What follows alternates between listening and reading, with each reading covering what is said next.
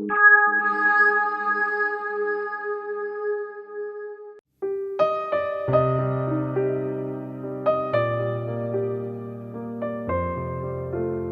continuación nos acompaña Ana de Miguel Álvarez con la conferencia inaugural Comprender lo incomprensible, violencia contra las mujeres.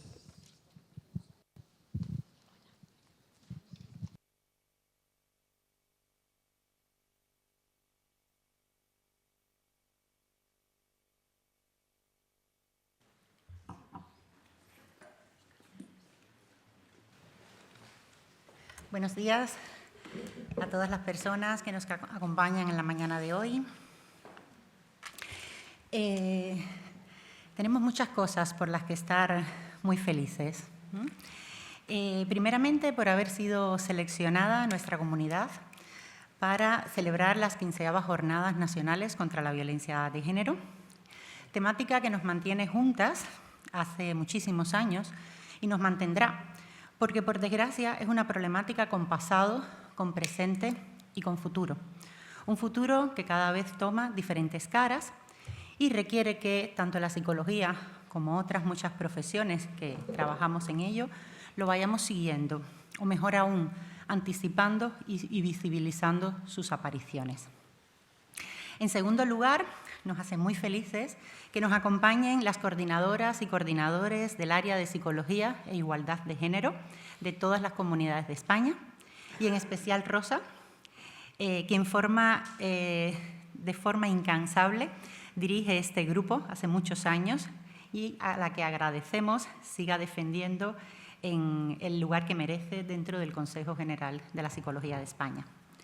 Además, nos hace muy felices contar con el colectivo de ponentes que hoy nos acompañan, personas con una trayectoria muy amplia en el tema que nos une, con investigaciones recientes, publicaciones, pero sobre todo con unos ojos enfocados en visibilizar y demostrar que aún falta mucho por hacer. Por eso sus voces, al igual que las nuestras, seguirán alzándose para seguir demostrando lo que es una realidad en nuestras sociedades, en nuestros hogares, en nuestra salud y nuestros corazones, la cruel violencia hacia las mujeres y niñas por el hecho de serlo. Hoy tengo el privilegio de presentar a nuestra primera ponente, la filósofa Ana de Miguel Álvarez. Una de las cosas que más disfruto de las jornadas a las que acudo año tras año, que ya son unas cuantas, es la conferencia inaugural, y mucho más si la podemos escuchar de una filósofa feminista española, como es la persona que nos acompaña hoy.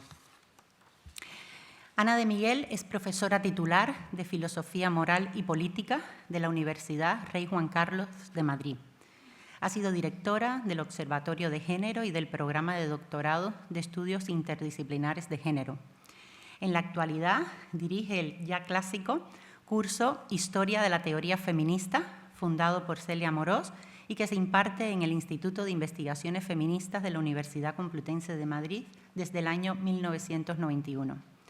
Ha coeditado junto con Celia Amorós la obra Teoría Feminista, de la Ilustración a la Globalización. Destacan sus libros Neoliberalismo Sexual, El mito de la libre elección, que ha alcanzado 20 ediciones, y Ética para Celia, contra la doble verdad. Ha recibido, entre otros, los premios de Ángeles Durán a la innovación científica en estudios de género, Universidad Autónoma de Madrid, el premio Carmen de Burgos a la divulgación feminista de la Universidad Autónoma de Madrid, el premio a la excelencia investigadora del Consejo Social de la Universidad Rey Juan Carlos y de la Federación de Mujeres Progresistas. Bienvenida, Ana de Miguel. Es un placer poder contar contigo, por lo que no nos privaremos de un segundo más de poder escuchar tu conferencia.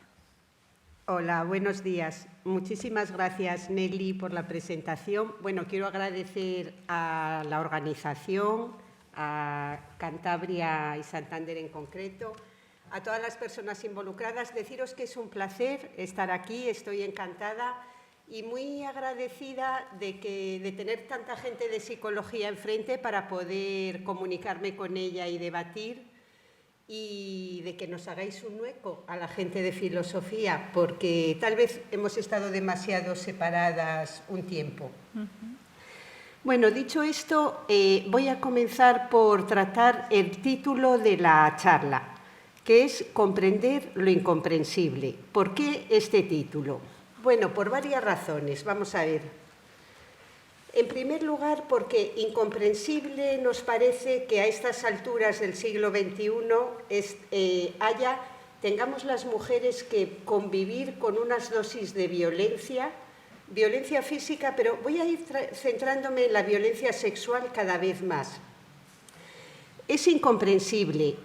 Mirad, uno de los libros a los que se ha referido ella, Neoliberalismo sexual, el mito de la libre elección, siempre decía en las presentaciones que había llegado a escribirlo cansada de que en la facultad yo daba la asignatura de violencia de género y violencia doméstica en criminología y me iba a la barra del bar a tomar un café y a querer descansar de la clase, de los debates, y cada vez más me encontraba con algún compañero del área de filosofía o de historia o derecho que estábamos juntos y iba a tomar el café y me decía: Ana, qué bien verte, tenía unas ganas justo a ti, es a quien mejor quería encontrar en la barra del bar para preguntarte, es que han matado ayer a otra mujer, pero ¿cómo es esto posible en pleno siglo XX? Entonces, ya por hartazgo digo, bueno, voy a escribirlo porque yo tengo derecho a tomarme mi café sin tener que estar dando clases particulares continuamente, que es lo que yo creo que nos sucede muy a menudo, clases particulares de, pero ¿cómo es posible que hayan matado en pleno siglo XXI ayer a una mujer?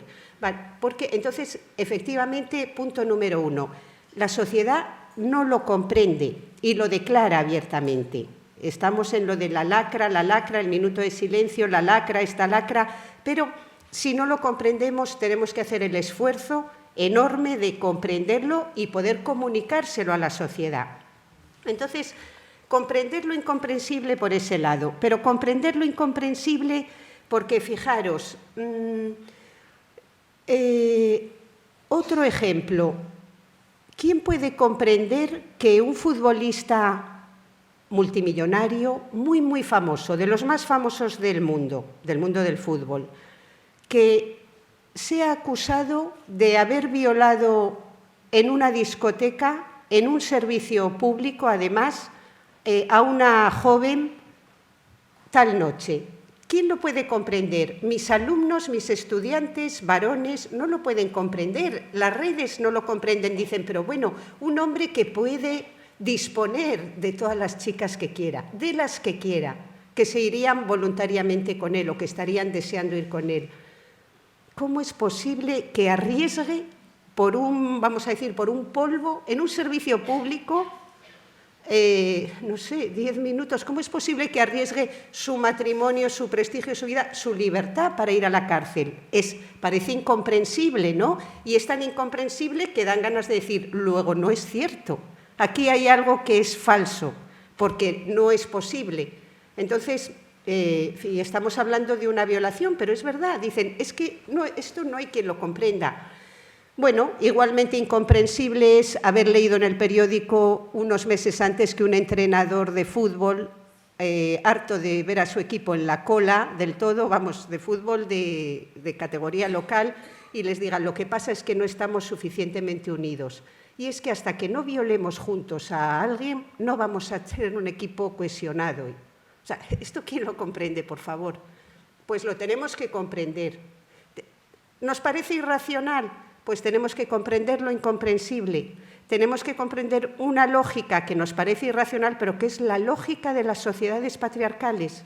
Entonces, bueno, y por último, casi diría que es comprender lo incomprensible porque, fijaros, aquí estamos muchas mujeres y hombres también estáis, pero hemos sido las mujeres las primeras históricamente que nos hemos preguntado, que hemos querido coger este tema y comprenderlo.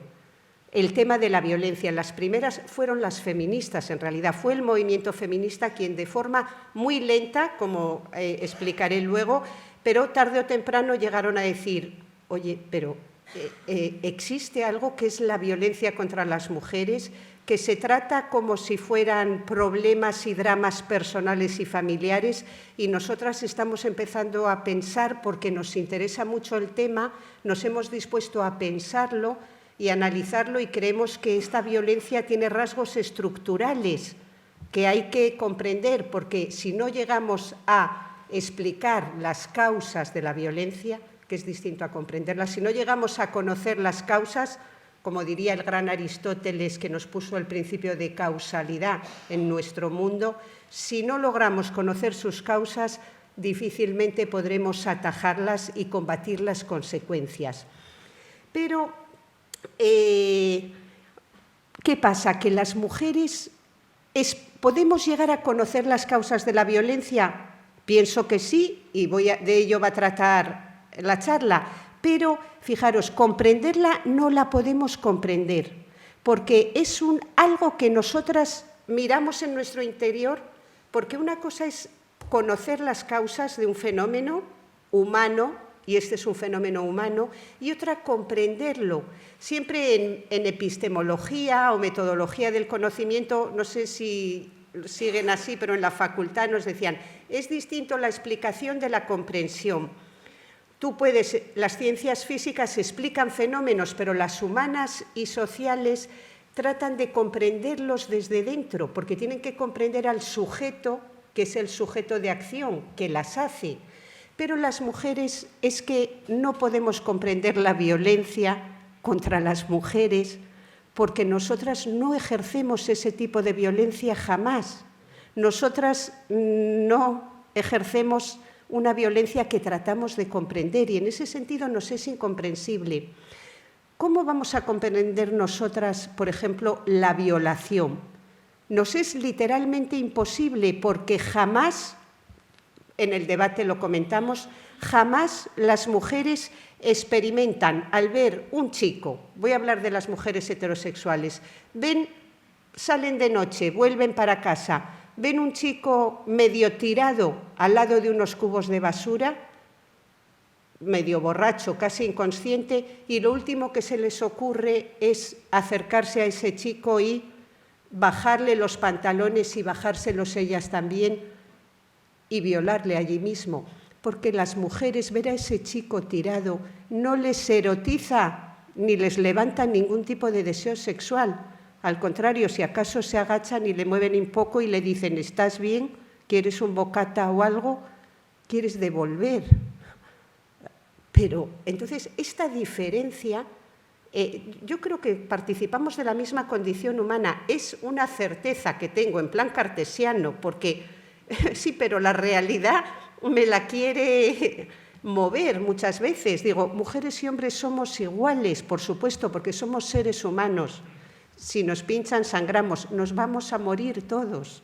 Participamos de la misma condición humana.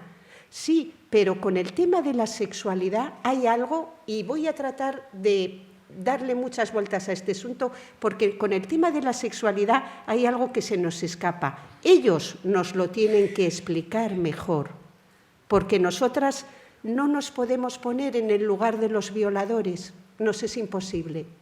Y si tú no te pones en el lugar de la otra persona, hay algo que se te escapa, algo teórico y algo humano.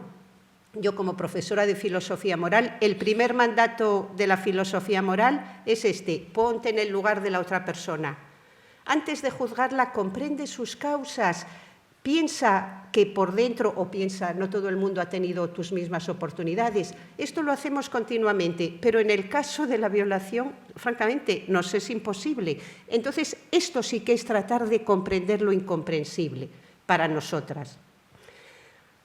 Bueno, pues dicho todo esto, ahora solo una palabra sobre cómo opera la filosofía. Bueno, porque, fijaros, la filosofía es muy distinta, en cierto modo, a las ciencias como la psicología, a las ciencias en general. Voy a citar al gran Wittgenstein, un filósofo, bueno, pues muy genial, como todos ellos, todos han sido muy geniales, es la verdad, nos han traído un mundo, nos lo han ordenado y nos lo han clasificado, y vivimos con sus categorías. Pues Wittgenstein en una de estas dijo, a ver, es que las ciencias operan como el científico, la científica lo que hace es, va a un sitio, empieza a ver piedras, coge las piedras y las va ordenando, o por tamaño, por color, estas piedras, estas otras. La psicología coge problemas, los va ordenando, detecta intervenciones, buenas prácticas. Pero la filosofía, dice Wittgenstein, lo que hace es, ve una piedra muy grande, la coge y lo único que hace es que la va cambiando de sitio a lo largo de los siglos. Pero la filosofía coge siempre la misma piedra, siempre los mismos problemas sobre la condición humana y sobre cómo vamos a vivir juntos. Es lo mismo, dos caras. Coge eso y esa piedra empieza a dar vueltas con ella, a mirarla, a cambiarla, a volverla a mirar, o dice, mirad esta piedra que hay aquí. Bueno, pues eso es en parte lo que voy a hacer con el tema de la violencia contra las mujeres y muy en concreto la violencia sexual. Mover la piedra un poco, a ver, confiando en que luego os pueda resultar interesante o de alguna manera esta piedra, este marco. Vamos allá. Mirad, cuando hay algo tan arraigado como es la violencia contra las mujeres a lo largo de toda la historia de la humanidad, la filosofía, que no es inocente, pero que tiene un entendimiento determinado del ser humano, la filosofía tiene que postular que si hay unas acciones muy arraigadas es porque hay un sistema de creencias que apoya esas acciones, que las legitima y que impulsa a las personas a que se comporten de acuerdo con esos valores. Con lo que quiero decir que es que si la violencia contra las mujeres continúa incluso hoy en día en los tiempos de la igualdad formal, en tiempos en que nuestra sociedad apoya explícitamente la igualdad entre mujeres y hombres, ¿sí o no? Vivimos en sociedades en que si le ponen a cualquier persona de este país un micrófono, todo el mundo está a favor de la igualdad entre mujeres y hombres. Es uno de los valores explícitamente más sostenidos. ¿Cómo es posible que conviva con dosis tan altas de violencia y de violencia sexual? Tiene que haber otro sistema de valores tan fuerte, al menos, que lo que haga es socializar a cada joven que llega a este mundo en los valores de la violencia sexual. Tiene que estar legitimada, tiene que estar de alguna manera recomendada incluso y bien vista. Si no, no podríamos comprender que exista la violencia sexual. Sé que en psicología o el propio Freud, también le estudiamos nosotras mucho en la carrera, podría decirnos alguien, no, es que estás teniendo una idea del ser humano como un ser racional y el ser humano no es racional, tiene impulsos. No, mirad, con la violencia, es lo que voy a tratar de explicar, no hay nada irracional en la violencia contra las mujeres, no, y menos en la sexual. No hay nada de impulso. En general, siempre es fruto de una estrategia y está totalmente arraigada. Bueno, voy al tema, pero tengo que deciros, bueno, una última cuestión de la epistemología, es decir, de cómo nos enfrentamos a la realidad desde la filosofía. La última cosa es que tenemos la certeza, bueno, yo la tengo en todo, porque, a ver, en filosofía tú vas a explicar algo y te vas a los presocráticos, a hace 2500 años. Y el tema de la violencia contra las mujeres sí que creo que no podemos comprender hoy nada, pero decir nada es nada, no podemos comprender nada de las relaciones actuales entre mujeres y hombres, y la violencia es una forma de relación, no podemos comprender nada si tratamos de comprenderlo de forma directa, yendo a la realidad. Tenemos que dar un rodeo, tenemos que ir al pasado. Bueno, voy a tratar de justificarlo luego todo al final, pero yo creo que se va a ver lo que quiero decir. Porque hoy, antes en la presentación, fijaros, se habla mucho hoy del tema de la pornografía, como si fuera algo muy novedoso en nuestra sociedad. Se habla del tema de las pantallas, se habla de, bueno, pues de la visualización de la violencia sexual como una forma de aprendizaje y de erotización de lo que es erotización de la violencia, identificándola con sexualidad. Pero vamos al pasado porque vamos a ver que el principio de nuestra civilización escrita occidental comienza con unos grandes relatos que, bueno, yo ya lo debatimos luego también, pero son el comienzo de nuestra cultura occidental son unos grandes relatos que tienen casi como tema principal la legitimación de la violencia sexual contra las mujeres. Yo, haber ido estudiando esto los últimos años ha hecho que, de verdad, se diga, bueno, adiós, me tiro por la ventana, me quito, me caigo de la silla. Y llevaba estudiando la violencia contra las mujeres décadas.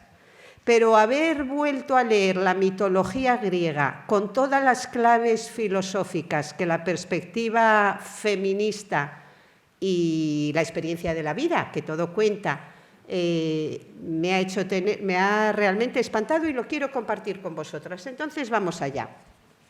Mirad, antes de la filosofía, antes de que surgiera Platón, Aristóteles, y nos ordenaran ese mundo en el que vivimos, antes de eso,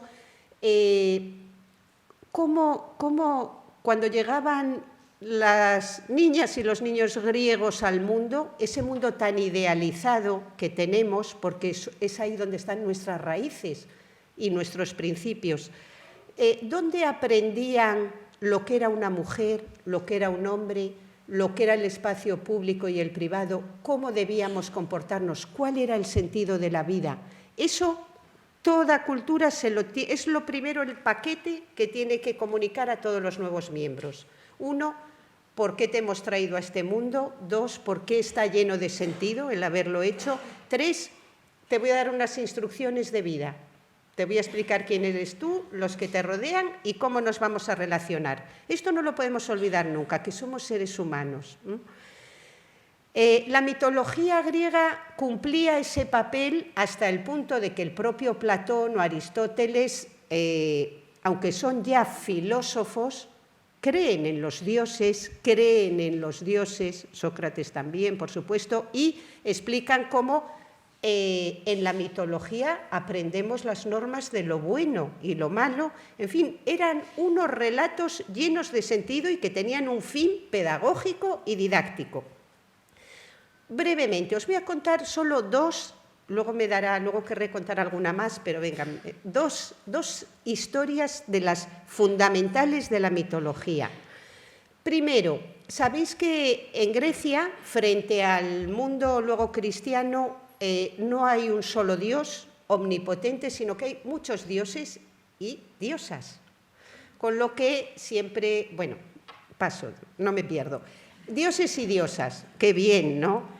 Y luego, pero hay un superdios, están ordenados un poco jerárquicamente, porque hay de todo, también hay sátiros, hay ninfas, hay semidioses, hay héroes, pero hay sobre todo un dios supremo, que está por encima de todos los demás, que se llama Zeus.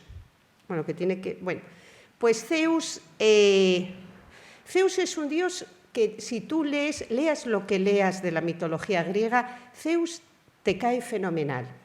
Es la realidad, o sea, porque el genio de quienes pusieron por escrito la mitología griega, que es de lo primero que tenemos escrito, por cierto, quienes lo hicieron con ese genio que ha caracterizado a tantos varones a lo largo de la historia de la humanidad, en que crean obras que de alguna manera inhiben tu juicio. El arte siempre inhibe tu juicio crítico, porque te presenta las cosas de una manera que te genera una emoción que hace que el sentido de la crítica quede neutralizado el tiempo que estás disfrutando de la obra de arte o de la canción.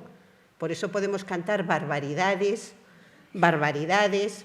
y, bueno, estamos felices mientras las cantamos. Dices, déjame que me tumbe un rato al sol, déjame que baile este reggaetón, no me amargues que estoy diciendo te violaría, te mataría, te machacaría. Sí, bueno, pero es una canción. Bueno, Zeus hay que tener claro que el concepto de Dios siempre es un concepto normativo y es uno de los conceptos más elevados que crea ninguna cultura. Dios es la norma de lo bueno, lo valioso, es a quien le pido por favor que me quite los miedos, que me deje organizar un poco la vida, que me dé consuelo.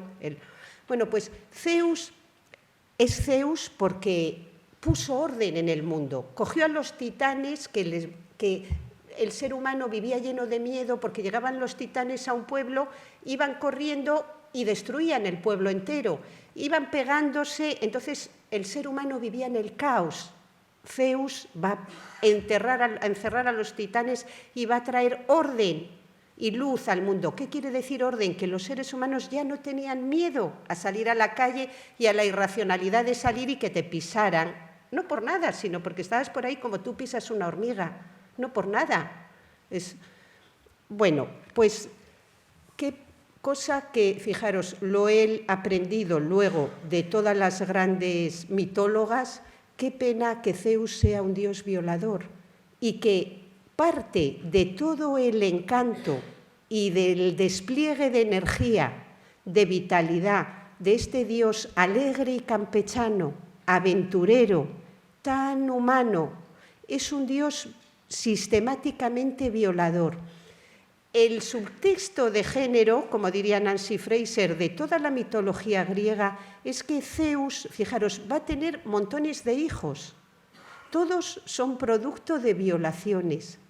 Pero es que lo de Zeus es impactante. Él está casado con una diosa, ella no es superdiosa, ella es una diosa más, pero es la esposa de Zeus, se llama Hera. No la conoce casi nadie, por no decir nadie. Ahora que hay esto del feminismo y tal, igual la conoce alguien más, pero Hera. ¿Cuál es realmente la historia de Zeus como dios? Pues es que él va por ahí y ve una mujer, bueno, una mujer es mucho decir, ve una joven y que además te cuenta bien o la mitología, una joven siempre súper hermosa y súper dulce. Y entonces Zeus va a verla y en ese momento va a desear poseerla, que es el lenguaje que se usa más que violar, poseer. Y entonces, una de dos, siempre va a desarrollar una estrategia para violarla. Es lo que os decía antes, o sea, va a ser una estrategia. Zeus ve, por ejemplo, a Leda, ve a una joven nadando en un lago, la ve y dice, me gusta, pues voy a pasar a poseerla. O sea, es que es como la misma cosa. Y entonces dice, pero siempre va a tener que tener una estrategia. Nunca va a confiar en, voy a decirle a Leda, mira, soy Zeus, ¿qué tal? No sé, ¿te dice esto algo? No, fijaros que siendo Zeus, que es Dios y que además te le pintan como muy, muy grande, muy alto, muy hermoso de alguna manera. No, siempre va a ser una violación.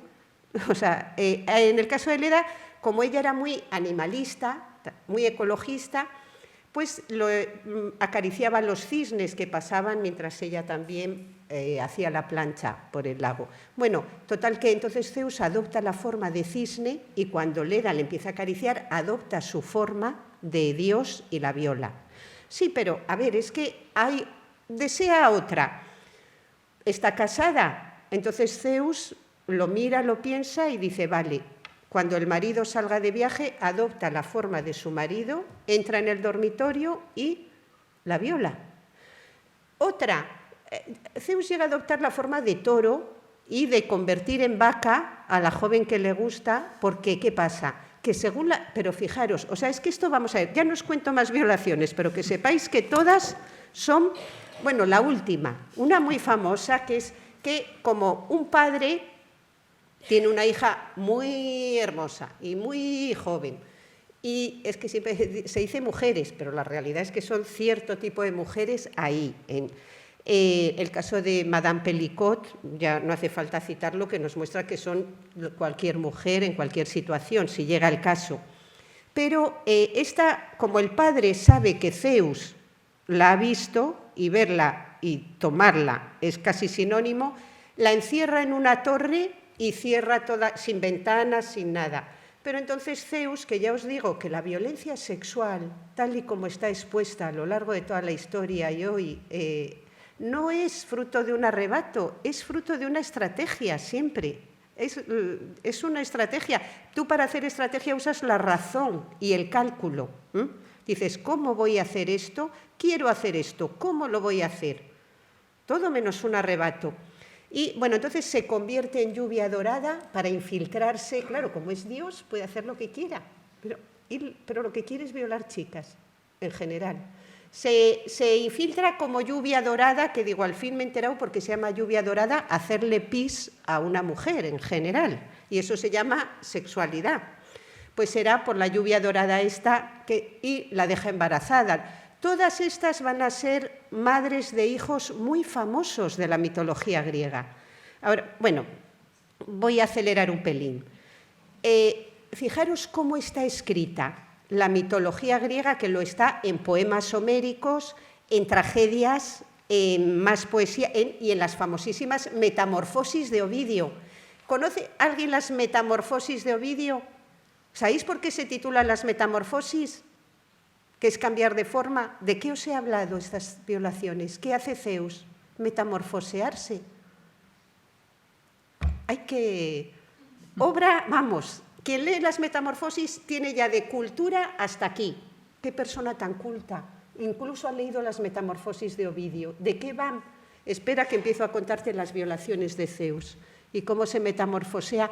La legitimación, la idealización de la violencia sexual de hombres contra mujeres está tan arraigada, tan idealizada, tan estetizada, que ni siquiera la hemos visto hasta hace muy pocos años. Y mira que las mujeres llevamos 200 años mirando con lupa. Es algo extraordinariamente importante darnos cuenta de esto para saber quiénes somos, cómo estamos hechas y hechos por dentro.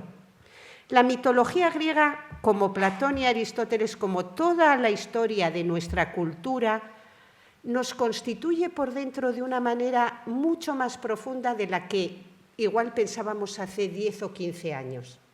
La huella que llevamos de todo lo que está escrito, de todo lo que hemos vivido, pensamos igual las mujeres con un poco de optimismo, este optimismo que te da ser una recién llegada a lo público, igual pensamos, este sistema patriarcal lo estamos empujando y mira, lo vamos a tirar ahí. Si llegamos a pensar eso, como ha dicho la gran Amelia Valcárcel, sencillamente nos equivocamos. Nos equivocamos. La persistencia de estas normas y valores son tremendas. Un momentito, mirad.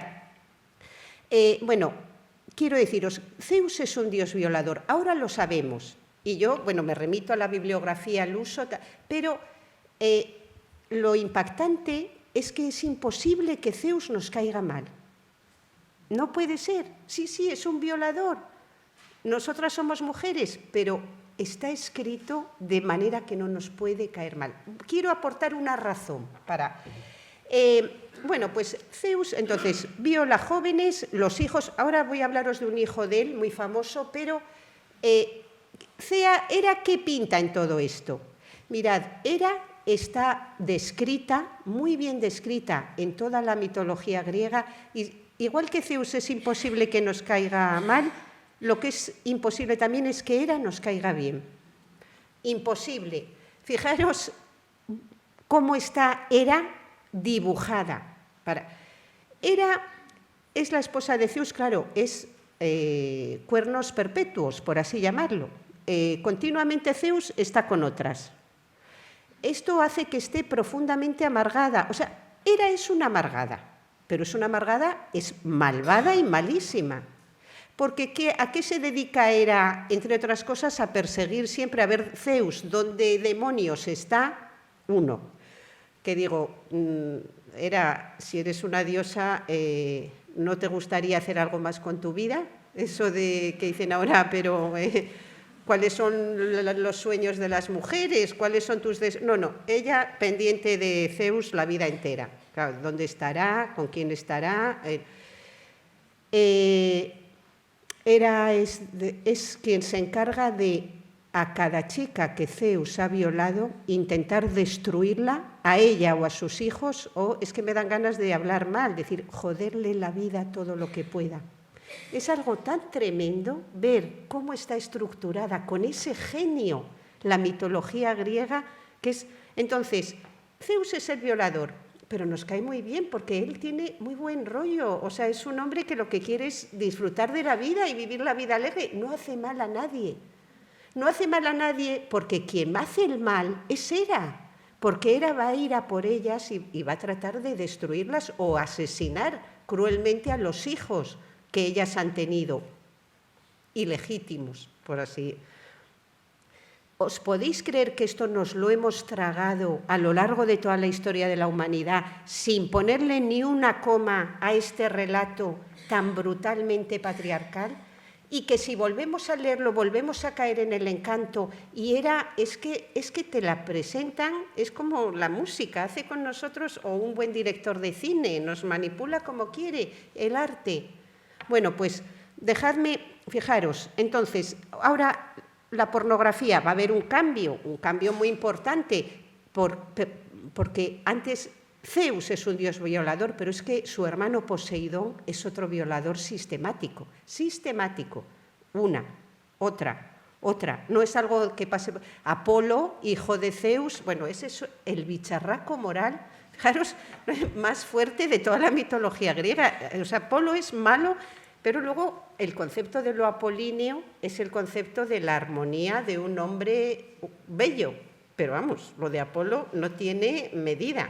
O sea, bueno, dicho esto, ¿cómo podemos estar estructurados? ¿Podemos estar por dentro bien? Vosotras que sois de psicología, ¿puede estar bien un ser humano que se ha criado diciendo, yo me tuve que examinar de la Ilíada y la Odisea, aquí en un colegio de Santander, de pequeña, y saqué un 10 porque es que me encantaban? Digo, bueno, claro, ahora es cuando me quiero caer de la silla, digo, se ha infiltrado dentro de mí el tener tan asumida la violencia contra las mujeres como algo no solo normal, sino bueno. Otra cosa que me ha impactado, porque en filosofía decimos, son las preguntas que nos hacemos. La respuesta ya la encontraremos si acertamos con la pregunta, ¿sabéis por qué Zeus no nos puede caer mal? Bueno, uno, porque Hera tiene al lado un ser maligno que va a intentar, entonces él queda ya libre de toda... Es como si él no hiciera nada malo, es Hera. Pero nunca nos preguntamos jamás las mujeres qué fue de aquellas que violó Zeus. Nos han disciplinado por dentro, pero no nuestro cuerpo, o sea, nuestra mente, todo nuestro ser nunca se acuerda de preguntar, oye, ¿qué fue de Leda? Pues igual se suicidó, ¿sabéis? ¿Qué fue de la cría aquella que estaba en la torre y le cayeron el piso, bueno, o el semen de oro, o yo qué sé, la lluvia dorada? Pues igual el padre la mató. Pero es que no nos importa. Es que, además decimos, por favor, ya no me cuente, aparta de mí este cáliz que llega. Ni nos lo han contado, nos han entrenado para que no nos interese qué fue de ellas. Por eso también Zeus no nos puede caer del todo mal. Bueno, mirad, otro ejemplo, ¿sabéis? Uno de los hijos ilegítimos de Zeus es un tal Hércules. Hércules es el héroe por antonomasia de la mitología griega, es el héroe más querido, Hércules. Disney tiene su película sobre Hércules. Bueno, pues, ¿sabéis que Hércules ha pasado a la posteridad, que era lo que querían todos los griegos, por cierto, porque hizo unos trabajos muy grandes, pero como era muy fuerte, los hizo muy bien. O sea, había que limpiar unas cuadrigas que llevaban sin limpiar 100 años. Pues él desviaba el curso de un río, cogía el río, o sea, Hércules es muy fuerte, tenemos la idea remota de que es muy bueno. ¿Os habéis preguntado alguna vez por qué Hércules tuvo que hacer esos trabajos? Os lo voy a contar muy brevemente.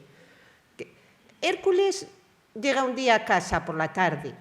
Está casado y tiene 2 hijos. Llega y se le nubla así un poco el juicio, dice, se me nubló el juicio, saca la espada y asesina a sus 2 hijos pequeños delante de su esposa, teniendo buen cuidado de que sea delante de ella para que ella lo vea, antes de asesinarla a ella con la espada también.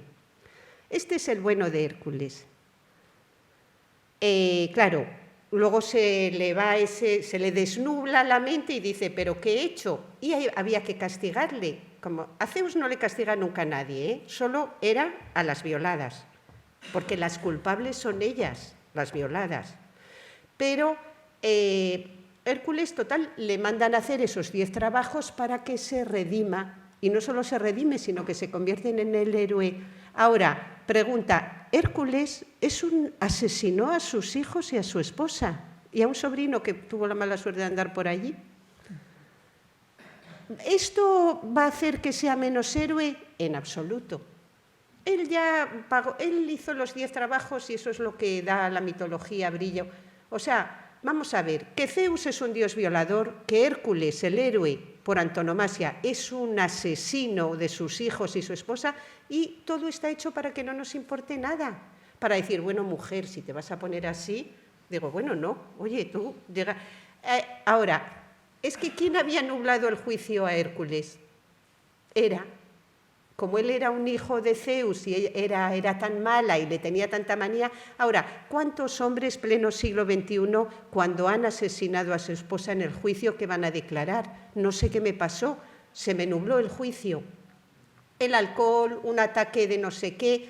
Digo, ¿por qué no dirán ha sido Hera? Que es algo mucho más racional y así entroncan con unas raíces que nos constituyen por dentro. Ha tenido que ser una diosa amargada porque ellas no saben disfrutar de la vida. Las mujeres no saben disfrutar de la vida. Hera, ay, qué diosa, qué ejemplo. Bueno, y no os cuento el juicio de París porque ya ese ya os... Pero sí, en la Orestiada, mirad, el final de la mitología griega es, dejémonos de mitos, hay que poner paz en la ciudad. Y la paz en la ciudad, esto no os lo voy a contar, porque, bueno, la paz de la polis, la idea de justicia en Grecia, que es uno de los grandes conceptos que salen de Grecia, la idea de justicia, la justicia se va a realizar cuando las furias que persiguen a Orestes y a Electra porque han asesinado a su madre, las furias les persiguen porque son las diosas encargadas de castigar los matricidios, pero la justicia va a decir, tiene que cesar la violencia, tenemos que abrirnos a la justicia. Y el mito por el que se abre a la justicia la polis, y podemos decir la democracia, es con el perdón de Electra y Orestes de haber asesinado a su madre.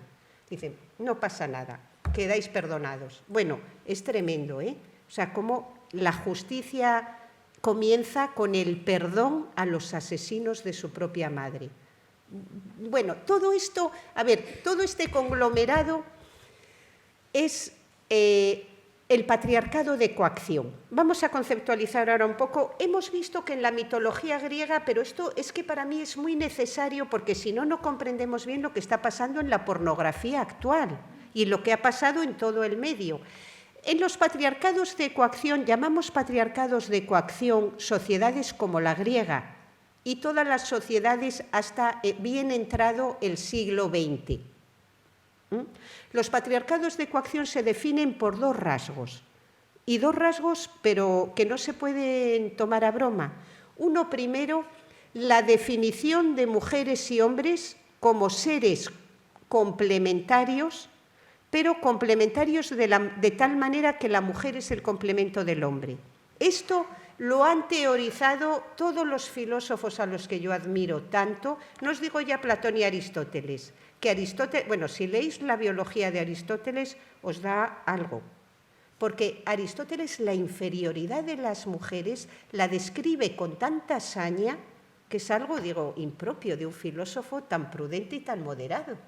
Pero es que cuando coge ese tema, como Schopenhauer empieza a hablar de las mujeres y es que de verdad tú ves cómo se transforma del filósofo que es en un lelo integral, para decirlo, o Nietzsche, el filósofo al que tanto adoran mis estudiantes, mujeres y hombres, tiene en su famosísima obra Así habló Zaratustra, que es que, vamos, es como una Biblia nueva. Además, es una obra aburrida, como pocas, escrita como hay en una clave de Zaratustra es un viejo santón que va con un palo, bueno, en fin, pues adorable. Tiene un capitulito que se titula de las mujeres jóvenes y viejas, que digo, vaya, ya salió la edad aquí, o sea, todas las 495 páginas restantes son de hombres, pero ahí no solo no importa la edad, sino que es un viejo, pero viejo, el protagonista integral, que es Zaratustra, que va de aquí para allá, encontrándose gente e impartiendo doctrina. Pero las mujeres salimos en 4 paginitas. Esto es el gran Nietzsche, que si dices, uy, ¿no será esto un poco sexista? Te dicen, bueno, mujer, o sea, digo, bueno, mujer, exactamente qué, toma, te doy un boli, escríbemelo. Bueno, mujer, ¿qué? No me vas a decir aquí que en aquella época era imposible pensar de otra manera, porque siempre hemos pensado que un filósofo es una persona que piensa de otra manera. Ser filósofo, si tú quieres la fama y quieres figurar en los libros, tendrás que ser un filósofo porque pensaste de otra manera. Si ibas a pensar lo mismo que pensaba todo el mundo, pues eras uno más. O sea, es que de verdad es algo irritante, ya que te dicen, en época de Rousseau no se podía pensar de otra manera. Yo ya digo, ¿tú eres tonto o qué? Entrega el título universitario. Venga, sal por la puerta con dignidad. O sea, vamos a ver, Rousseau, que es que hay pensadoras feministas a trisca, que en la Revolución Francesa las mujeres, vamos, estuvieron en las calles, lucharon, desarrollaron unas teorías. Una escribe la Declaración de Derechos del Hombre, de la Mujer y la Ciudadana, Mary Wollstonecraft, Vindicación de los Derechos de la Mujer, las ejecutaron, se batieron, dijeron, ¿pero qué es esto? Hombre hinchado de soberbia y vanidad, ¿quién eres para quitarme todos los derechos a mí y a mis hermanas? ¿Quién te has...? O sea, todo este debate que hay en todo el siglo XVIII, no, es que en esa época no se podía pensar de otra manera. Bueno, a ver, ante algo tan irritante, ¿qué haces? ¿Qué contestas? Bueno, hasta luego. Adiós, es usted una persona maravillosa, pero me voy. No, porque no, tenemos nuestra voz, o sea, no solo tiene que estar, nuestra voz tiene que ser ya escuchada de una vez, porque el mundo está muy mal y no lo hemos hecho nosotras. Ya tenemos que coger el relevo, pero parece que está siendo al contrario. Bueno, vamos a ver, dicho todo esto, dicho que los grandes genios de la humanidad, que amamos sus obras, que nos constituyen por dentro, tienen una cosa, que es que siempre dedicaron unas páginas pocas, pero muy efectivas, a legitimar la desigualdad entre mujeres y hombres, siendo ellos hombres. Qué abusones, ¿no? Claro, es que son genios, pero abusones también, muy abusones, porque encuentran que la mitad de la humanidad está desposeída de derechos, tolerando una violencia que os digo que, o sea, es como inimaginable para los términos de hoy. El siglo XIX, la violencia que caracterizó ese siglo, pero contra las mujeres, era brutal. O sea, tan brutal que ni se veía de lo habitual y normalizada que estaba. Y que los filósofos tan grandes como Kant o Hegel se encargaran de legitimarlo, o bueno, el propio Nietzsche, que no acabé antes, me enfadé mentalmente, y pues Nietzsche, ese capitulito de las mujeres jóvenes y viejas, que ahí es cuando me perdí, porque digo, bueno, lo de la edad, ¿a qué fin viene? Si el protagonista es un viejo. Bueno, pues... ¿sabéis cómo termina lo que escribe? Lo que escribe son todo tonterías, una detrás de otra. Cosas del tipo, un enigma es la mujer y ese enigma se llama embarazo, tema el hombre a la mujer cuando es buena, pero témala más cuando es mala. Digo, bueno, a ver, como filósofo, mucha confusión y has dicho A y no A. Termina de una manera ciertamente enigmática, con una frase que es esta. Una señora mayor que le está explicando a Zaratustra cómo son las mujeres y por qué no hay que fiarse nunca de ellas, termina diciendo, una cosa te digo, Zaratustra, si vas con mujeres no olvides el látigo. Fin del capítulo. Qué grande Nietzsche, ¿eh? Cabeza. Pues, bueno, vamos a ver, digo, ¿será esto como apología de la violencia contra las mujeres o soy yo que leo mal los textos de los clásicos y no los sé interpretar? Que todo hay que, oye... Bueno, pues esto os digo, son los filósofos míos de cabecera. ¿Qué hago con ellos? Bueno, pues esto, comprender que cuando los hombres, hoy en día, cuando los chicos jóvenes, mirad, están siendo socializados en la violencia sexual o en la violencia a secas, o en ver a las mujeres como seres de segunda, en verlos como seres inferiores, aunque no sean conscientes de ello, todo eso, todo lo que tenemos dentro de esa conciencia colectiva, ese sistema de creencias está por dentro y de él salen ideas, pero son creencias muy básicas que de alguna manera absorbemos de toda nuestra cultura ancestral y visual de hoy en día. Pues lo que tenemos que comprender es que la violencia contra las mujeres no es una desviación del comportamiento que hay que seguir, es que hay unos valores y una cultura, vamos a llamarlos subterráneos, si queréis, como hacen Sykes y Mazza, unos antropólogos sociales, pero que legitiman y socializan en la violencia sexual como un valor bueno. Cuando ese entrenador de fútbol estaba diciendo a sus colegas, a sus pequeños, él seguramente 40 años, ellos 13, 14, 15, lo que tenemos que hacer es unirnos más y violar a una chica juntos. No está diciendo una barbaridad, está diciendo algo que está extrayendo de su cultura y de núcleos duros de su cultura, como es la grandísima mitología griega, como es, por ejemplo, toda la literatura de los llamados transgresores sexuales, que literalmente te enseñan cómo te enseñan esto, lo que se llama los transgresores sexuales, de los que beben muchísimo los directores de cine, te enseñan literalmente esto, que la sexualidad buena nunca es la sexualidad con la pareja o con la esposa, teorizará Bataille, es parte del mobiliario de la salita de casa. Tú llegas a casa y encuentras la lámpara, encuentras el salón y encuentras la esposa y dices, qué confortable es todo, es mi casa. Pero la sexualidad es otra cosa. La sexualidad solo se vive bien y un hombre la disfruta solo bien en el burdel, con las putas, que son mitad, no son ya mobiliario de la casa, son como mitad seres humanos, mitad animales.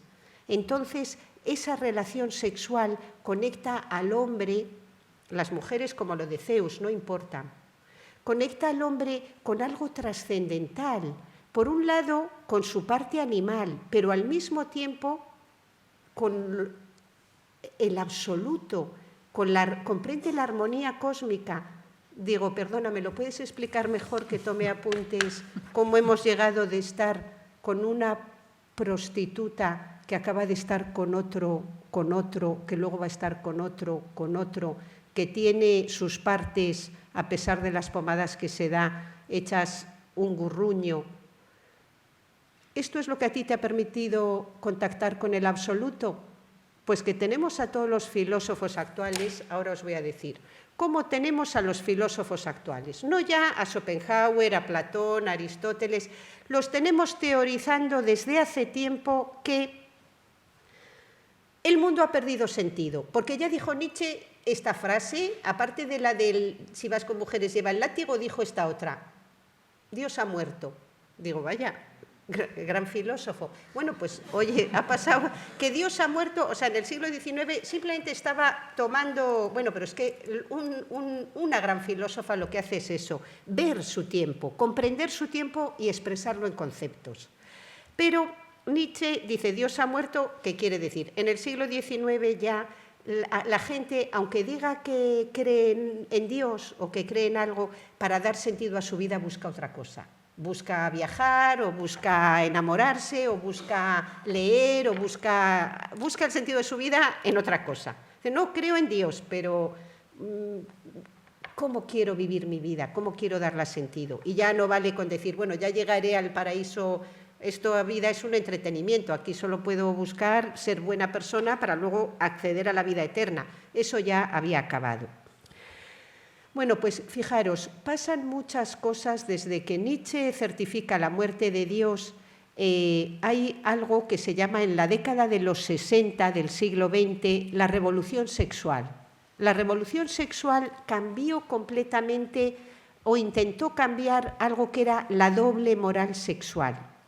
Quiero decir con esto que, aparte de haber visto la legitimación de la violencia sexual y de la violencia de Hércules a lo largo de toda la historia, ahora tenemos, para comprender bien la violencia sexual de nuestros días, de la actualidad, uno está la pornografía, pero creo que esa ya os habló Mónica Alario. El año pasado creo que estuvo Mónica Alario hablando de pornografía. Pero yo lo que os recomendaría, puesto que se me va acabando el tiempo, pero de lo que quiero dejar algún tipo de huella, es que si queremos comprender algo de la violencia sexual hoy en día, tenemos que comprender cómo está conceptualizada la sexualidad. Porque no podemos dar por hecho que sabemos los significados que encierra sexualidad, porque igual encierra significados muy distintos para mujeres que para hombres.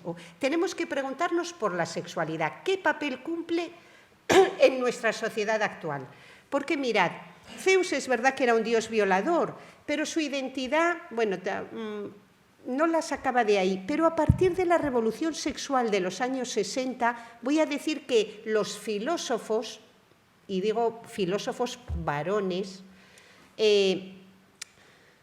han conceptualizado la sexualidad, la han ido cargando de significados muy relacionados con la identidad personal y con el sentido de la vida. Bueno, no me da mucho tiempo, pero fijaros, esto y el cine lo absorberá completamente. Para un Herbert Marcuse, ¿os suena Herbert Marcuse, el de Eros y Civilización?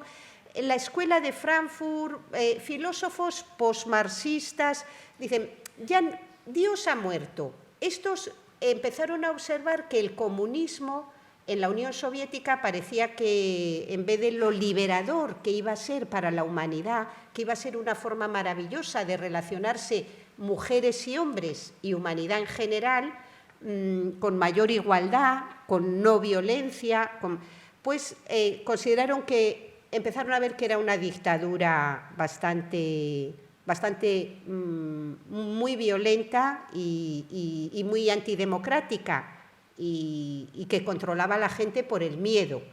Entonces, Dios ha muerto, el comunismo ha muerto. ¿Qué le quedaba al ser humano para dar sentido a su vida? ¿Qué sentido tiene la vida? Iban a decir, la sexualidad. La sexualidad, aunque os parezca un poco mentira, yo os digo que es así. Por eso comienza, a partir de la década de los 60, a tomar cuerpo como algo que puede dar sentido a tu vida. Entonces va a comenzar una idealización de la sexualidad, que antes ocupaba un lugar, pues un lugar el que le correspondía, el que le daban, por ejemplo, los estoicos o los epicúreos. Decían, no, si la sexualidad está muy bien, pero a ver, es muy poco el tiempo que dura. Mejor está comer, que dura más. O sea, pero era parte de las necesidades humanas y un placer.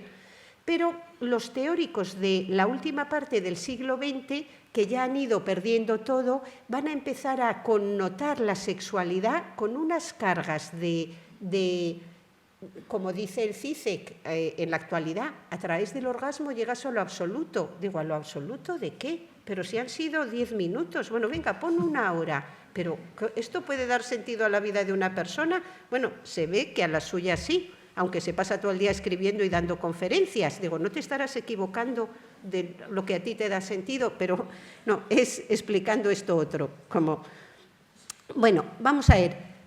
A partir de esa década, entonces, pero la sexualidad de la que van a teorizar los grandes filósofos y literatos, muchos también, voy a poner el ejemplo de Playboy. porque es el que en menos tiempo lo vamos a comprender. Mirad, para toda los movimientos emancipadores de la humanidad a lo largo del siglo XIX y la primera parte del XX, el feminismo, el pacifismo, el comunismo o el movimiento obrero, para todos estos movimientos, todos llegaron a esta conclusión, que la prostitución de mujeres era una de las formas de opresión más repugnantes que tenía la humanidad.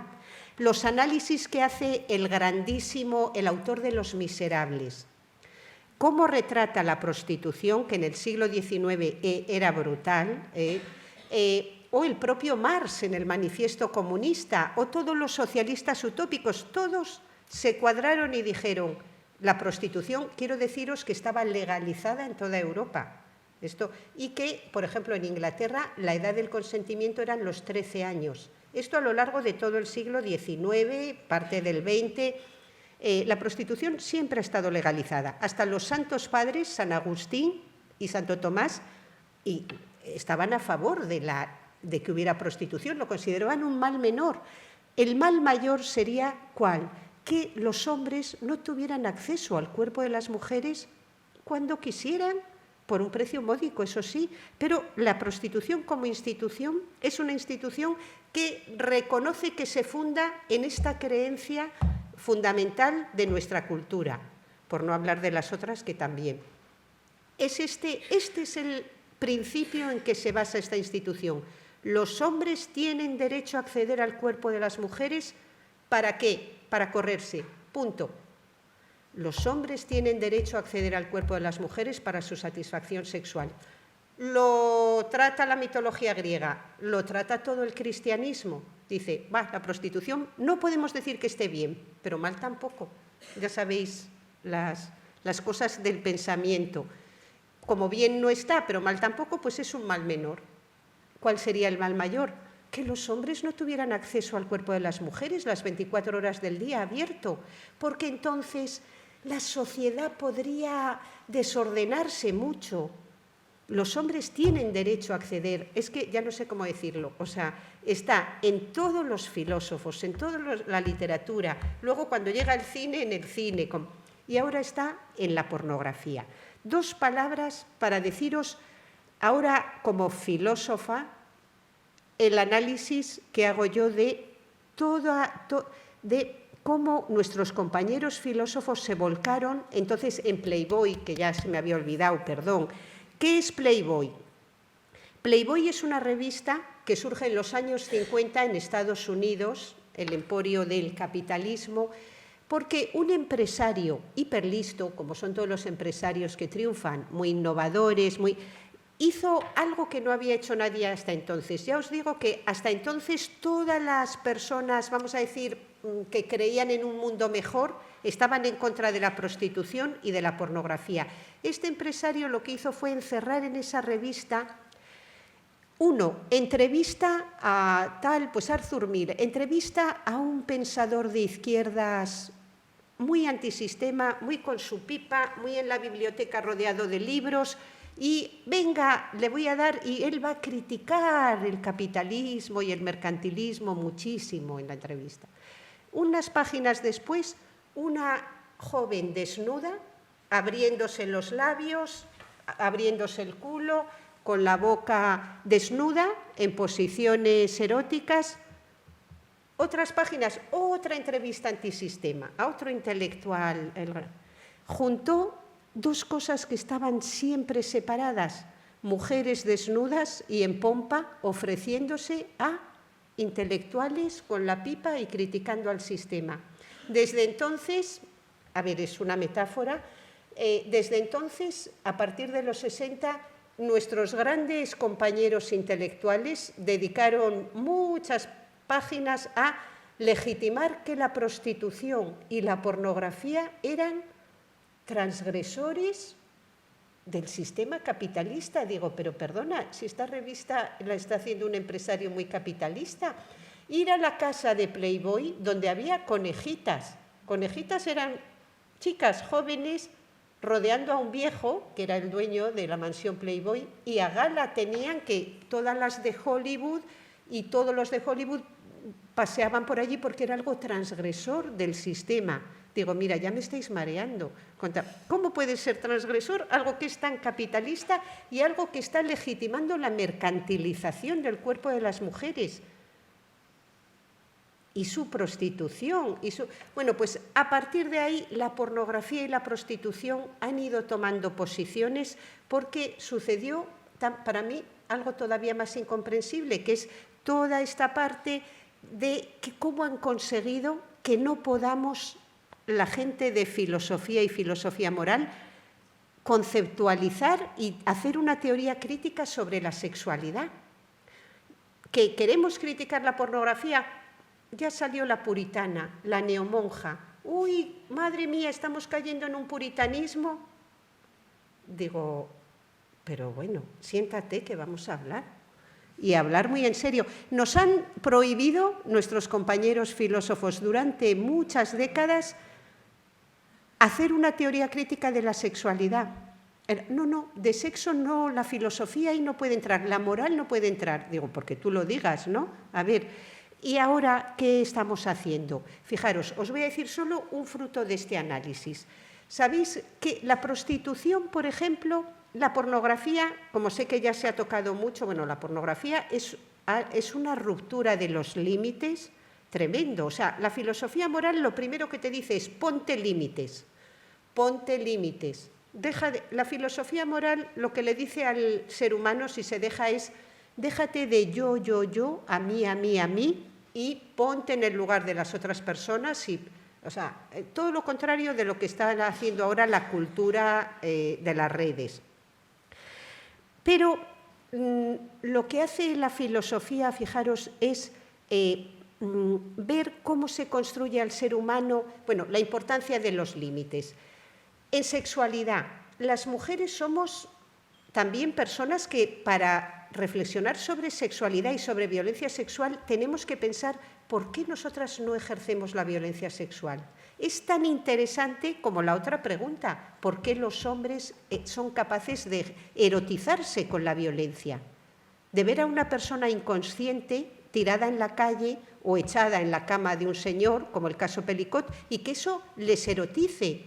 Si a nosotras no nos sucede. Fijaros, nosotras en sexualidad tenemos una manía, pero manía, que es que queremos ser deseadas. Y esto a los hombres no les sucede. No hay otra forma de entender la violación. ¿Qué es una violación? Es que a ti te erotiza, no pienso decirlo de me pone, porque eso es una vulgaridad. A ti te erotiza ver a una persona con cara de horror, de miedo, paralizada, que está temblando, o con cara de horror, está debajo tuyo, o sea, y eso te erotiza.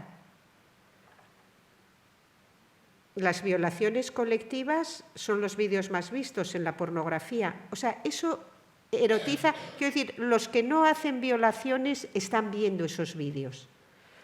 Nosotras las mujeres tenemos la perraca de ser deseadas. Entonces, por eso, entre otras cosas, no podemos violar a nadie. Porque violar significa que una persona que está todo menos deseándote, a ti te genera un deseo enorme. Es que esto, ¿veis cómo es comprender lo incomprensible? No podemos comprenderlo, pero comprender que los hombres no es que no necesiten ser deseados, es que lo que quieren es desear y desean de maneras muy diversas, por lo visto, a mujeres que están en polígonos semidesnudas con un tanga rojo esperando. Eso, o sea, ¿cómo podemos comprender nosotras esto? Pero fijaros, para ir terminando, como filósofa moral, yo sí quiero pensar la sexualidad porque me interesa muchísimo y además porque es una forma de relación humana. Y la filosofía moral entra a saco en todas las relaciones humanas. Creo que los chicos varones Yo misma he traído uno al mundo, como dice Enar Álvarez en una camiseta, dice, el hombre viene de la mujer. Todas hemos traído seres al mundo. Bueno, este es otro temazo para otro año. Sí. ¿Cómo es posible la misoginia, que es algo tan fuerte? Caramba, si todos los hombres han salido de nosotras, ¿cómo nos pueden tener luego esa manía? ¿Cómo puede haber todos esos discursos que pululan de las mujeres son seres codiciosos, insípidas, puritanas? Digo, pero hombre, ¿estás hablando de tu madre o de quién? Vamos a ir. Digo, bueno, pues tu madre la que más. No sé, hay que meterles en la cabeza, recordarles, oye, que tú mismo vienes de una señora y mira cómo las estás poniendo. Es que es algo tremendo, es otra cosa incomprensible. Todo el patriarcado es incomprensible si llegamos nosotras con la luz de la razón a iluminarlo y a pedir cuentas y a decir, no, déjate y hazme un esquema, escríbemelo.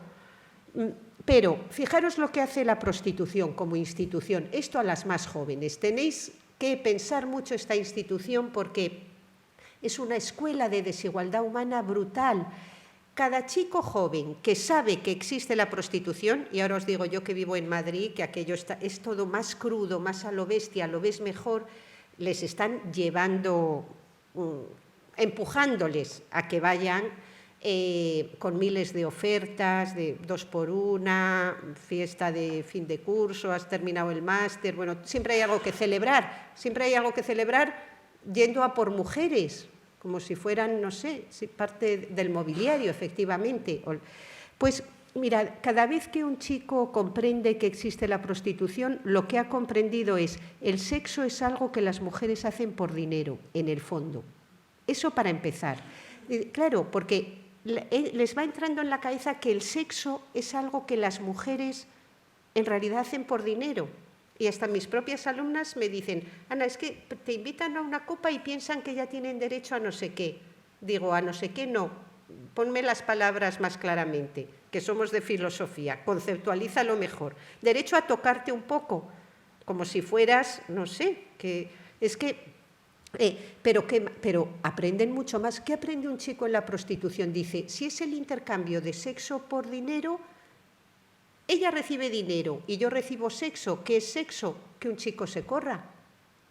O sea, la prostitución es que manda montones de creencias muy fuertes en torno a lo que es la sexualidad, que es que un hombre tenga placer sexual. Si alguien de esta sala define la prostitución como el intercambio de sexo por dinero, ya ha dicho que sexo es que un hombre tenga placer.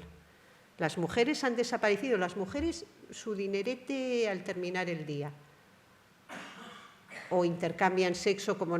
Pero entonces, claro, el sexo... Vale, por un lado nos dicen que te conecta con el absoluto. Por otro lado es algo que las chicas hacen por dinero. Tarde o temprano, esta sociedad, a través de la pornografía, pero muy mucho la prostitución, pero la prostitución convive con nosotros. Una mala noticia para las jóvenes, que yo sé que no conocéis la trastienda del mundo, y está bien, ya lo iréis conociendo, pero la verdad es que es donde aprenden los jóvenes la doble verdad. Que ahora voy a recomendar mi libro, Ética para Celia, contra la doble verdad. En la pornografía y la prostitución, hoy los chicos y las chicas aprenden esa doble verdad. Que una chica, por un lado, es tu igual. Una chica es mi compañera de pupitre con la que estuve en la guardería, más horas que ni sé, la compañera de la ESO, es la compañera y es mi igual. Pero es como el bilingüismo. De repente digo, dejo el castellano y me paso al catalán. Dice, vale, una joven es mi igual, pero bilingüismo, una joven es un cuerpo o un trozo de cuerpo al que tengo derecho a acceder por un precio módico para mi placer sexual. Y esta doble verdad constituye, y las chicas la interiorizan igual, constituye una forma de legitimación de la violencia contra lo que tú consideras que en el fondo, aunque parece persona, pero también es algo que accedes a ello con dinero. Parece una persona, pero se puede comprar. Parece una persona, pero se puede comprar. Esa deshumanización, ese ver a las mujeres como tetas, culos, bocas, agujeros, está profundamente relacionado con ese verlas como idénticas, no como individuas con una verdad dentro, y correlaciona totalmente, pensamos, con la violencia sexual. Entonces, no podemos estar diciendo hay que intervenir en las fuentes que nutren, tanto para chicas como para chicos, el sistema de creencias en que las mujeres, aparte de sus iguales, somos cuerpos de libre acceso por un precio módico para el placer sexual. Bueno, muchas gracias por la atención.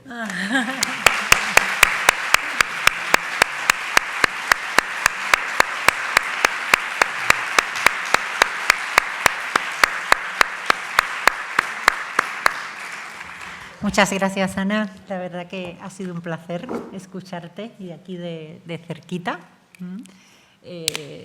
Me has hecho sentir muchas cosas. Hay momentos en que la piel se me ha puesto de gallina, nos hemos reído, hemos sentido rabia, hemos aprendido historia. Yo creo que es muy importante el tema este de comprender, porque es lo que estamos haciendo, ¿no? Intentando comprender algo que es incomprensible, ¿no? Sí. La verdad que me quedaría aquí mucho más tiempo escuchándote. Así que me ha encantado la oferta. Después de este elogio de Nelly, muchas gracias. Me ha gustado mucho esto del tema de las madres y los hijos, porque yo también he traído uno al mundo. Tengo otra compañera que ha traído 3 y me encantaría escuchar, bueno, desde la filosofía un poquito ese tema. Pues muy, muy interesante, es un temazo. Pues nada, bueno, todas las personas que en el poquito tiempo que nos queda, que si le quieren hacer alguna pregunta a Ana, alguna reflexión. Sí, que nos den si no el papel o si no pasamos el Sí, micro. Ana, Venga. que quieran, ya os dije que era una piedra que la iba a ir moviendo de sitio, o sea que si vamos a moverla un poco más por... No, yo solo quiero decir una palabra, brillante. Con eso creo que digo suficiente. Me han tenido la atención de una manera y lo has descrito de una manera para mí maravillosa. Me encanta la mitología, pero me la voy a leer con más detenimiento, con las gafas de género. Tú lee lo de ética para Celia, que de verdad, ya he perdido la vergüenza. Cuando dicen, tiene que cambiar la vergüenza de sitio, digo, en muchos sentidos. Ahora nos vamos a dar al autobombo también. No, es una broma. Es una broma, Vale, porque con estos temas que tocamos, mirar el lado oscuro de la vida, pues luego te tienes que, en fin, bromear un poco, porque si no, a ver, salimos de aquí fatal.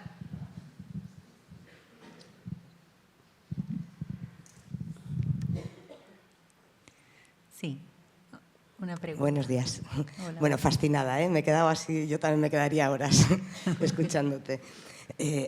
Quería incluir una palabra que no te la he escuchado y me ha extrañado, ¿no? Hablando de mitología griega, incluso de la Biblia, que es la del incesto. Justo ayer en uno de los talleres hablamos del abuso sexual contra la infancia y creo que, vamos, está completamente conectado, ¿no? Entonces, no sé, lo que quieras soltar sobre ello. Mira, Gracias. pues muchas gracias por la intervención. Es que es algo tremendo el que yo, claro, con la mitología griega digo, pero es que toda la historia de Occidente fue poner límites al deseo, poner límites al deseo, no solo sexual, sino a todo deseo, porque sí, eso... Pero estamos, fíjate, ahora en filosofía hasta se ha encumbrado el deseo, aparte de que se habla de los seres humanos como cuerpos, cuerpos que importan, cuerpos que desean, como si fuera algo maravilloso. Digo, pero bueno, si estamos volviendo a la mitología griega, pero con un problema que tú acabas de señalar, que en la mitología griega Zeus era un dios violador, pero era un dios, Poseidón, eran dioses. A los humanos no les venía bien, no se debían equivocar, ellos no eran dioses. ¿Y hoy qué pasa con la sociedad actual, con Internet y la pornografía en Internet? Que todo es como todos los chicos, hombres, hoy son como Zeus. Entonces eso el mundo no lo puede soportar, porque tú puedes soportar a un Zeus violador o a 10, pero a toda la población no. Es como si la democracia hubiera llegado a un culmen que es, y ahora, si el rey Salomón, ahora te hablo el de la Biblia, tuvo un harén que se decía que era de 3000 mujeres, como diciendo, o sea, el rey Salomón es que tenía un poder enorme. Hoy cualquier chico joven de este país tiene acceso a más de 3000 mujeres, porque la prostitución es un harén para demócratas. Es un harén para demócratas. Uy, el rey Salomón, uy, aquello era una dictadura, solo Salomón tenía acceso a 3000 mujeres. Hoy todos tenemos acceso, hasta el chico que gane menos dinero al mes puede por la noche ir a follar a chicas que ni el rey Salomón hubiera imaginado que había, de todas las etnias, de todas las edades, hacerles lo que quiera, cosas que el rey Salomón no hubiera dicho, no, porque me voy al infierno. Fijaros qué fuerte esta idea, qué fuerte. Lo que fue el mundo antiguo en que los reyes, estos asiáticos, harenes de 3000, lo que tiene hoy cualquier joven santanderino. ¿Qué mundo es este? No es el que querríamos hacer nosotras, por cierto. Si pintáramos algo, el mundo no sería así. Me duele decirlo, pero creo que pintamos menos 10.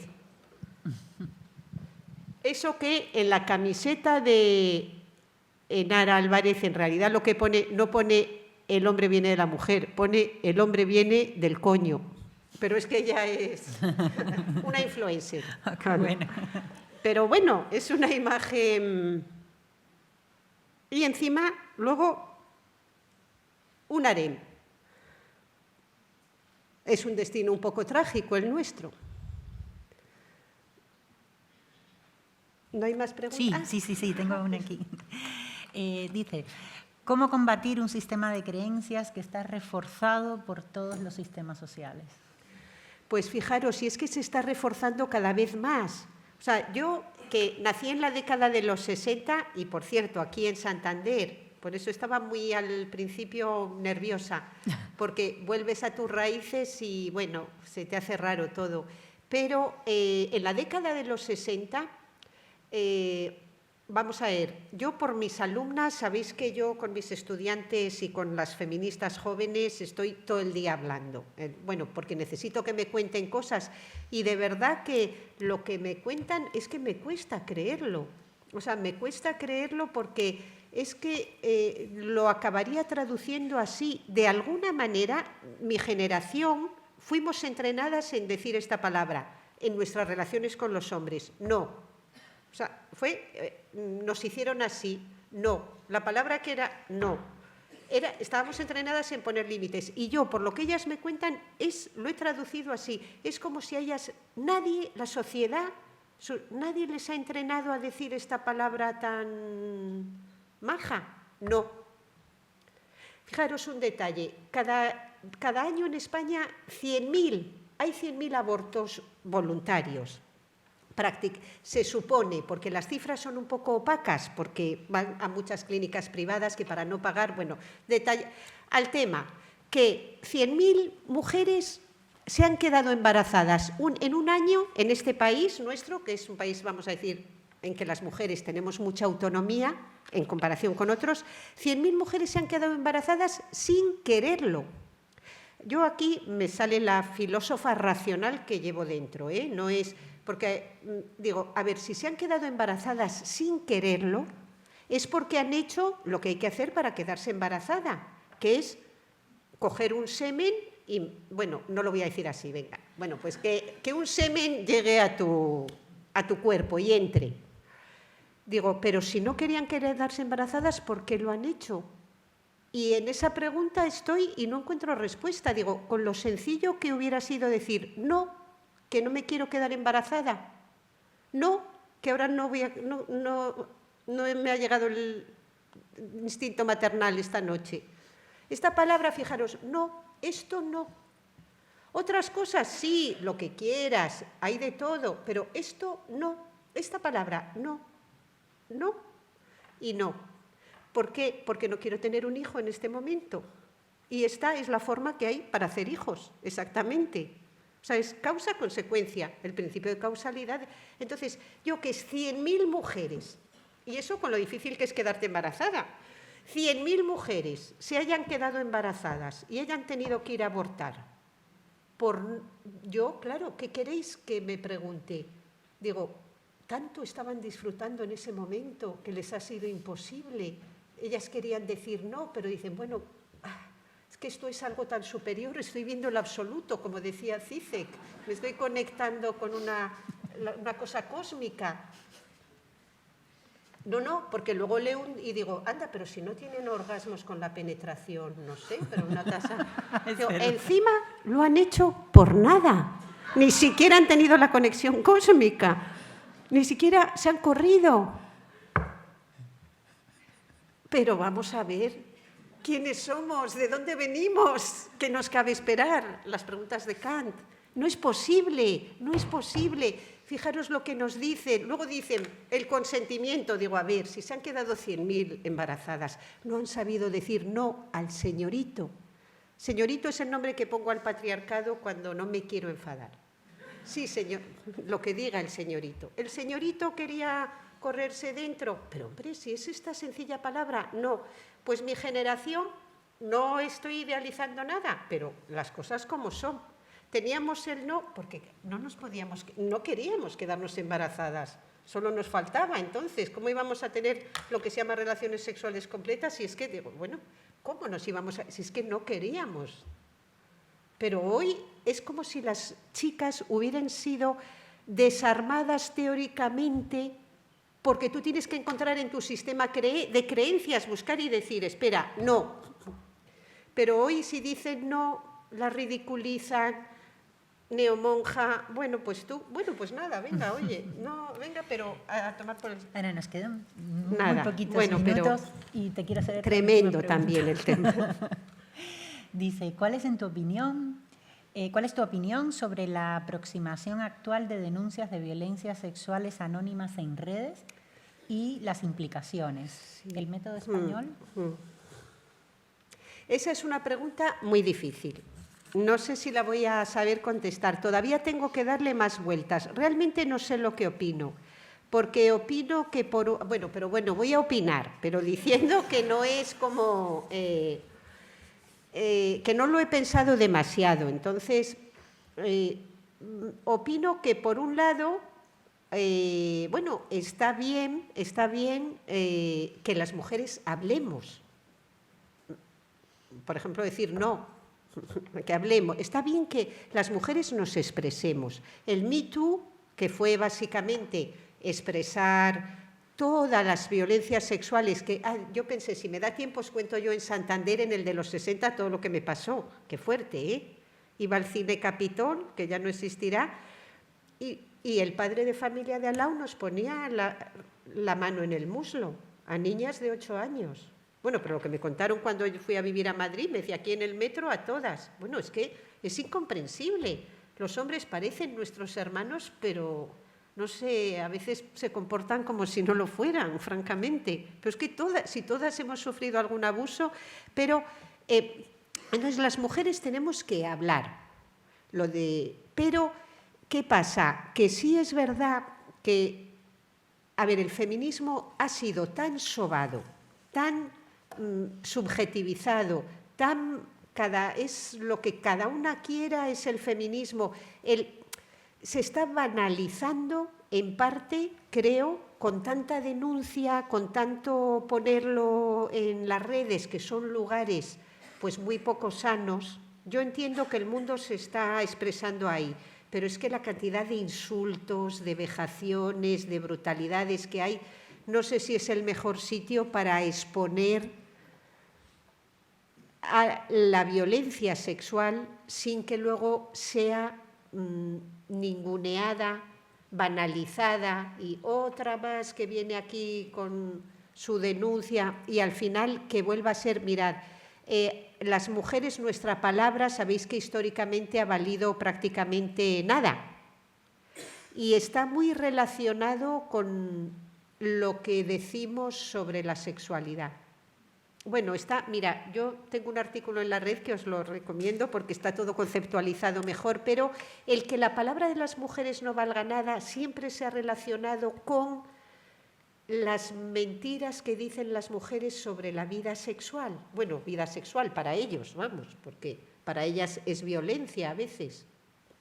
Entonces, ya ves que no tengo claro, lo que sí tengo claro es que nosotras, aunque nos podamos reír, tenemos que exponer con mucha seriedad a la sociedad el que no pensamos tolerar más lo que los hombres se toleran hacernos.